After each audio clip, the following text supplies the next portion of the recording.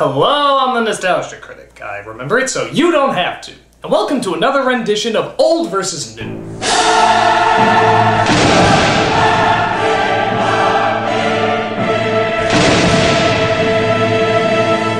Who would have thought a story about a giant monkey who falls in love with a woman, climbs buildings, and smashes dinosaurs would be considered a classic?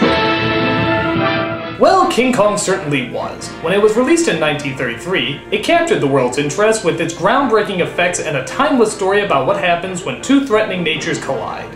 Since then, there's been several remakes, but they sucked donkeys, and none of them have been considered on par with the original. That is until 2005, when Peter Jackson took his shot at telling the story. This is the only version that people say is not only as good as the original, but possibly better. But can it truly outdo the classic? Is there really enough there to keep it fresh and new while still staying true to the original? Well, let's find out.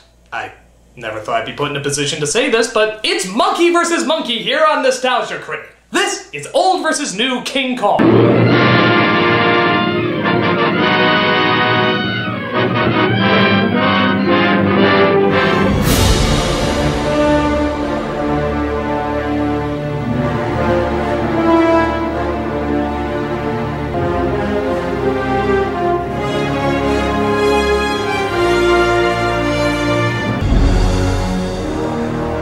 Well, we can't tell this Beauty and the Beast story without our beauty. That is not the beauty, for most of us. I'm talking about our main actress, who happens to play the main actress. This is our best leading lady.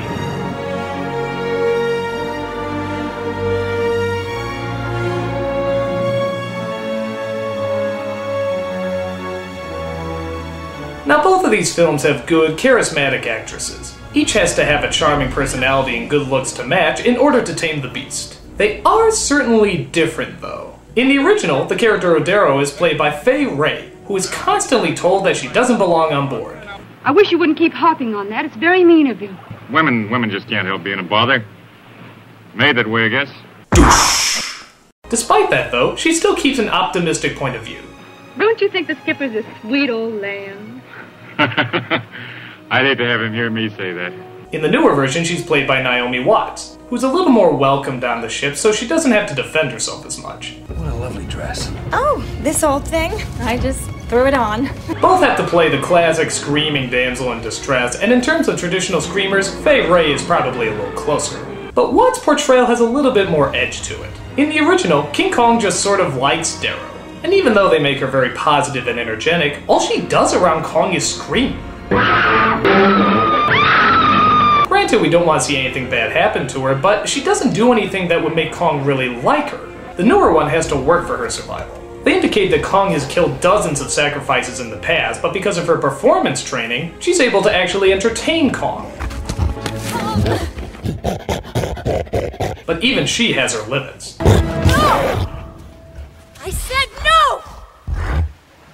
That's all there is. She's standing up to a 10-story gorilla. That takes balls. Or ovaries, I don't know, but it takes a lot of them. Because of this, the newer version truly does have the better lead. She's just more interesting and takes more chances. The original is good too. You really do like her and don't want to see her in danger, but the screaming just gets a little old after a while.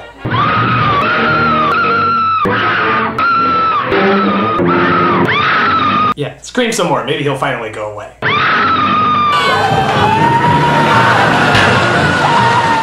Point goes to the new.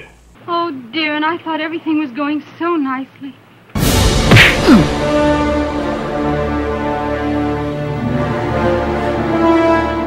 But what about the supporting cast? Do they match up just as well as the lead?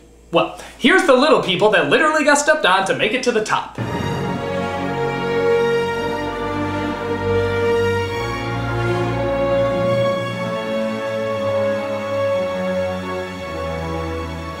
Let's start with the romantic lead. In the original, he's played by Bruce Cabot, a rough and gruff sailor who doesn't like the idea of women being on board his ship. Now, why would that be? In the Navy, yes, you can sail the seven seas. In the Navy. No, that's not it. In fact, he actually ends up falling in love with Darrow, even if it is pretty sporadic. See, if anything had happened to you... Well, then you wouldn't be bothered with having a woman on board. Say, I guess I love you. I've only known you for 5 minutes, but unless a giant gorilla comes through the trees and steals you away, I think you're the one. And granted, some of the dialogue is a little hokey too. In fact, they even make fun of it in the remake. The lines they shoot for their movie are actually identical to the ones they say in the original. Except in the original, that was supposed to be the real dialogue. I think this is awfully exciting. I've never been on a ship before. Well, I've never been on one with a woman before. I think this is awfully exciting. I've never been on a ship before. I've never been on one with a woman before. But for all the stereotypical macho-ness, he actually is pretty likable. Sort of the tough guy with a soft heart sort of thing. Well, I was a little scared. I guess you weren't the only one. In the new one, we get Adrian Brody, who is straight up boring. That was pure effluence. I beefed up the banter. Try to resist that impulse, I'm sorry, but he is just not interesting. I know they're trying to downplay the hero aspect and make him look like a normal, boring guy, but you can still make him look like an interesting, boring guy. If that makes any sense. Why would I write a play for you? Isn't it obvious? It's in the subtext. By God, you're a doll.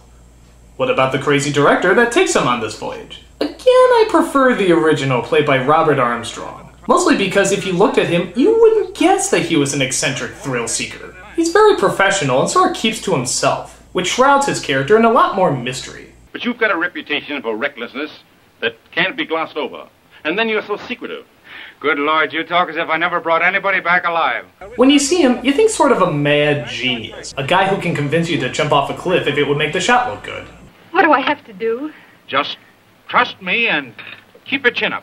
He's very smooth, even if he is batshit insane. Jack Black, on the other hand, is a little too obvious. He always has his eyes bugging out and always seems to talk in an intense manner. No, Carl, you can't do Tell him the studio pressured us into an early departure. It's not ethical. What are they gonna do, sue me? Huh? Now granted, a lot of directors do act like that. カットカットカットカットカットサントリーの響きだよ高いんだからサントリーの中で一番もうインテンシティサントリータイム But for a voyage this crazy, you have to have the ability to convince people and make them trust you. I don't get that from Black. I don't believe anyone would go with him on a crazy voyage. I don't know, maybe I just can't trust anyone who isn't Biodome. That would taint anybody's liability for me. The rest of the crew in the new version, though, are pretty memorable. I like Andy Serkis's cutthroat cook. On a castaway, he spoke of a creature, neither beast nor man. Yeah, I can hardly wait. And I thought that Hayes guy was pretty mysterious too. The rest of the crew in the original is pretty forgettable. You know, outside of the obvious racial stereotypes. Me not see 1 2 hours. Look, son, me find on deck. Native bracelet. Crazy black man been here. Speaking of which, that tribe is pretty silly looking nowadays, isn't it? I'm sure it was impressive back then, but now it just looks silly. You'd come across more realistic natives in Gilligan's Island. The ones in the newer version are just fucking crazy, and a lot more intimidating. Look, chocolate. You like chocolate?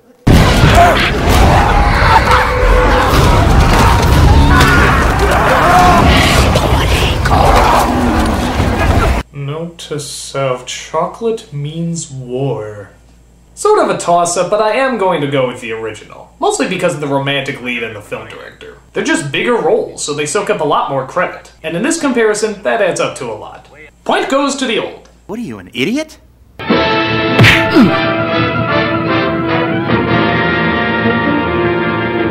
And now we come to the effects. New version. Oh, shut up. You don't know what's going to be the new version. I mean, remember, the effects back then with the original were groundbreaking. New version. Just take a look.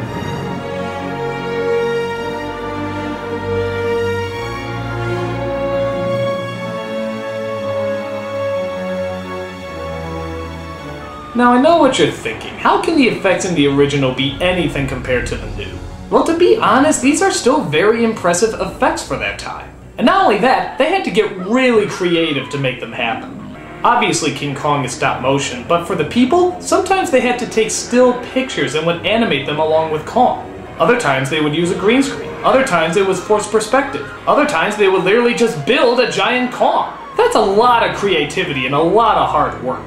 The newer one is mostly computers. I mean, everything is computers nowadays. And don't get me wrong, that doesn't mean there's not a lot of hard work put into it, but it just gets a little tiring seeing CG effects over and over and over. And to be honest, they're not that spectacular. When I think of good CG effects, I think of something that either looks realistic like Gollum or the Headless Horseman, or something stylized like Sin City or Across the Universe. Here, I can always tell it's computers. Sometimes there's models, but it's mostly computers. But, let's be honest, yeah, it does look a lot more realistic.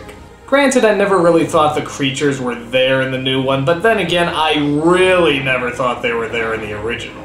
I guess that's not really the idea of either film, though. We're not there to admire the effects are there to help the story. We don't have to believe the characters are really there, we just have to feel what they're going through. And both films do a very good job of that. But it is sort of obvious who the winner is, isn't it? The newer version. Though I still really admire the original for its creativity. And in my opinion, they're still pretty damn impressive. Point goes to the new. Well, there's a good reason.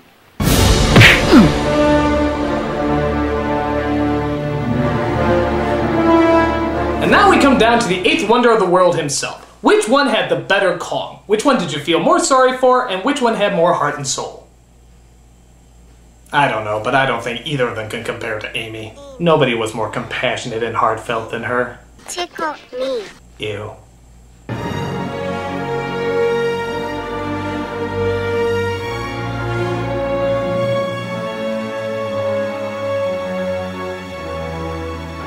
Now for me, this is the hardest part because I really like both Kongs. And again, you'd think it's an effects thing, but it's really not. It's just that they're both really well portrayed. They both have a big heart and both fall in love with our main lead, but there are definitely some major differences. In the original, Kong is much more animalistic. The way he moves and the way he acts is much more like an actual ape.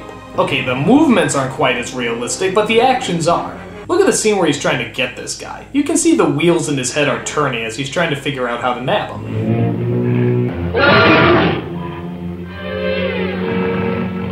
This Kong also has a very blank expression. You can't always tell when he's happy or sad. Again, much like a real animal.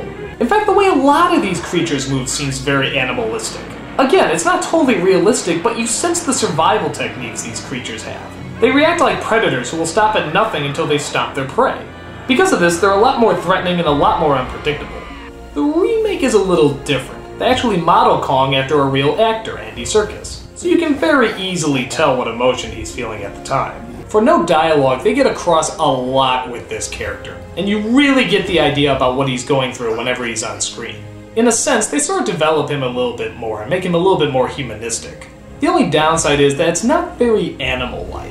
Not that animals don't feel anything, I know they do, but they're creatures of instinct first. Plus, when you look at an animal, it's very hard to figure out what they're feeling or thinking. That's why so many of them are unpredictable. Because of this, it's the blank expressions of the original Kong that I surprisingly have more emotion for. He just seems much more like a creature that was stolen from his natural environment. I guess it's because we don't know what he's thinking, and he's probably not super smart, that we feel even more sorry for him. Look at that naive, dumbass smile. I feel so sorry for that chimp even before the bad things happen to him. And again, the new one is very good, but it seems a little bit more like a performance than an actual animal. It moves more like an animal, but doesn't act as much as an animal. And even though I feel sorry for him, I feel more sorry for the original. He just seems more helpless to me in some way. And in the end, you're always going to feel more sorry for the more helpless creature. Point goes to the old. What are you, a Bolshevik or something?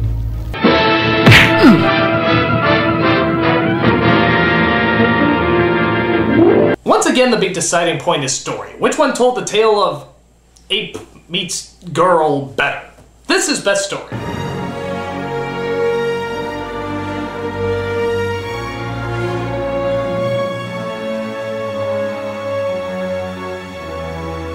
Both of these films have very similar stories, but the newer one seems to go into a lot more detail. In the original, everything is sort of vague, which I guess is the idea, surrounding everything about the adventure and mystery. In the new one, though, we get a lot more background. We see the deciding point for when the director goes to the island, we see Darrow's job before she tags along with him, and we spend quite a bit of time on the boat before we even get to the giant ape. Too long! I became so fucking sick of this boat and these damn people on it. I know what they're trying to do. They're trying to hold themselves to that rule of Jaws where you wait an hour to show the monster, but this is way too fucking long. And half the people on the ship aren't that interesting anyway, so you're just kind of stuck there. I mean, who's gonna entertain me? Adrian Brody? Look, I love Dean the pianist, but you are boring! The original was much quicker and to the point. There was certainly build-up, but not to the point where it got annoying and tedious. However, in the new one, we do get a better connection between Darrow and Kong. There's actually quite a few silent moments where you really see them make sort of a strange connection together. In the original, it's a bit more primal. It's a little bit more harsh and cold. The newer one seems to have a lot more heart than the original, but even that seems to go a little too far. Like when she visits him in the city. Okay, I know she's trying to tame him and keep him under control, but then they go ice skating! That's just weird! How can I take that seriously? It's Kong on ice! I keep expecting Mickey Mouse to pop up at any moment! Plus, there's just some all-around strange scenes in the new one. Like how about when the director tells the writer exactly where they're going? This is one of the oddest things ever. It's totally over the top for no reason. It has a local name, but I'm warning you, Jack, it doesn't sound good. They call it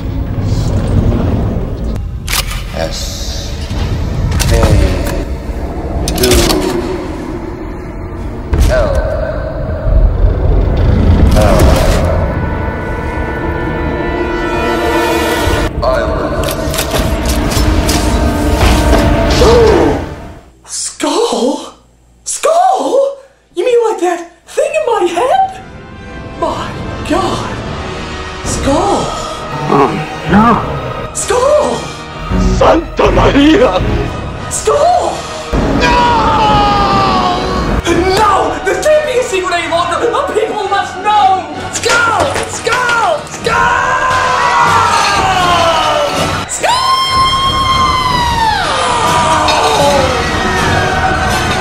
It's a cookbook!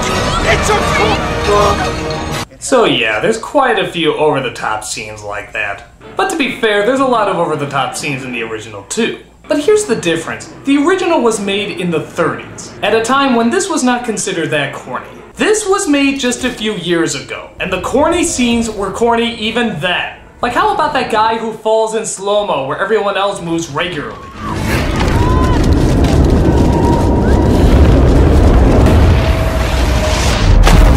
Why was his fall such a big deal? Was he the director's brother or something? How about some of those quirky, over-the-top performances? Mr. Driscoll, if you don't mind me saying, but you don't look at all like your photograph. You see, I was just afraid that you might be one of those self-obsessed literary types. You know, the Tweety twerp with his nose in this book and his head up his hat. Or how about that cutting frames trick that's never been fucking cool? Little stuff like that really adds up in the long run. And even though there's a lot of really good things about the newer version, the original just tells the story better. There's no tricks, no avant-garde or artsy way of showing things, it's just the straightforward story. So when everything is added up, it really does seem like that the original King Kong is the superior film. Point goes to the old, the better movie.